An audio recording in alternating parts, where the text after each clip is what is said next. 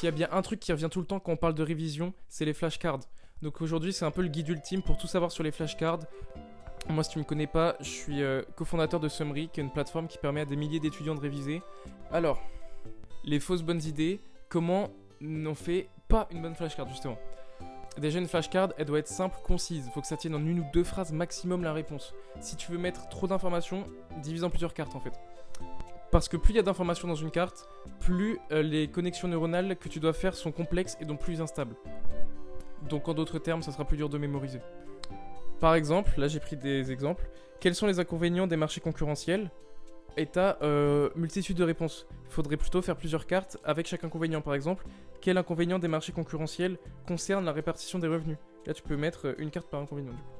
Deuxième erreur qui est super commune, c'est de relire les cartes sans essayer vraiment activement de réfléchir avant de les retourner. Et le piège avec ça qu'on voit pas forcément venir, c'est que ça augmente de fou ta confiance en toi. Tu crois que t'as hyper bien révisé et tout, et au final t'as pas vraiment de connaissances. Donc avant de retourner ta flashcard, faut que t'essayes de savoir ce qu'il y a derrière et tu te poses vraiment la question. Dernière erreur, c'est de faire des cartes sur ce qu'on connaît déjà. C'est bien de renforcer ses connaissances, comme on le dit souvent avec la répétition espacée, mais si tu veux faire des flashcards pour vraiment mémoriser, essaie de te concentrer sur là où t'as des difficultés. Par exemple sur Summary, quand tu fais des flashcards, une fois que tu l'as bon, c'est bon pour ta session de flashcards, mais quand tu fais des erreurs, elles reviennent jusqu'à ce que tu la connaisses par cœur. Ça, c'était toutes les erreurs communes qui empêchent de faire des bonnes flashcards. Mais maintenant, on va voir les points clés à retenir pour faire des flashcards qui t'aident vraiment à réviser et à apprendre. En premier, il faut que tu dises que moins une flashcard a d'informations, plus elle sera efficace. Et en plus, c'est pratique pour gagner du temps parce que c'est plus rapide de réviser plein de flashcards qui sont courtes et concises que de réviser moins de flashcards mais qui sont plus denses et plus compliquées. Ensuite, il faut vraiment se mettre en tête que la manière dont tu rédiges les flashcards, c'est ce qui fait son efficacité. Il faut vraiment que tu mettes une question qui te force à réfléchir à la réponse dès le début. C'est ça qui met par exemple les flashcards au-dessus des QCM dans leur efficacité. Et aussi, pour continuer sur la rédaction, il faut que tu essayes de faire la question la plus spécifique possible pour que la réponse elle puisse fitter que à cette question et pas à plusieurs questions. Par exemple, si on dit « les articles de la Confédération n'avaient pas le pouvoir de réguler » et que la réponse c'est le commerce, ils n'avaient pas le pouvoir de réguler le commerce, c'est vrai, mais on pourrait répondre la religion, les impôts et d'autres choses comme ça. Là, dans ce cas-là, la carte elle est pas assez précise. Il faut vraiment que tu la rédiges de manière à ce que tu aies une réponse pour une question.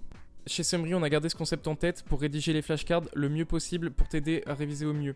Oublie pas qu'après une heure de révision, t'as déjà oublié 40% de ce que t'as vu lors des révisions. C'est pour ça que c'est important d'espacer tes révisions dans le temps pour appliquer le principe de la courbe de l'oubli et que tu aies le maximum d'informations le jour de l'examen. Maintenant, les flashcards, ça a des avantages, mais ça a des points noirs. Par exemple, c'est vraiment bien pour apprendre des notions par cœur, comme des dates, des définitions, des choses comme ça. Mais pour des concepts comme en maths ou en physique, c'est pas ce qu'il y a de mieux. Selon une étude de 2013, les flashcards et tout ce qui a un test pratique comme les QCM, les quiz ou les exercices que tu fais, c'est ce qu'il y a de mieux niveau révision. Ça tombe bien parce que sur Summary, on propose les flashcards, les QCM, et pour l'année prochaine, on aimerait implémenter un système d'évaluation de faux contrôle, de contrôle blanc. Dites-moi ce que vous en pensez, si c'est une bonne idée, si vous en servirez ou pas. Donc pour conclure, une bonne flashcard, c'est une bonne rédaction qui pousse vraiment à la réflexion et c'est pas de la relecture parce que ça c'est le piège dans lequel faut pas tomber. Il y a Summary dans la description pour tester des flashcards, c'est gratuit.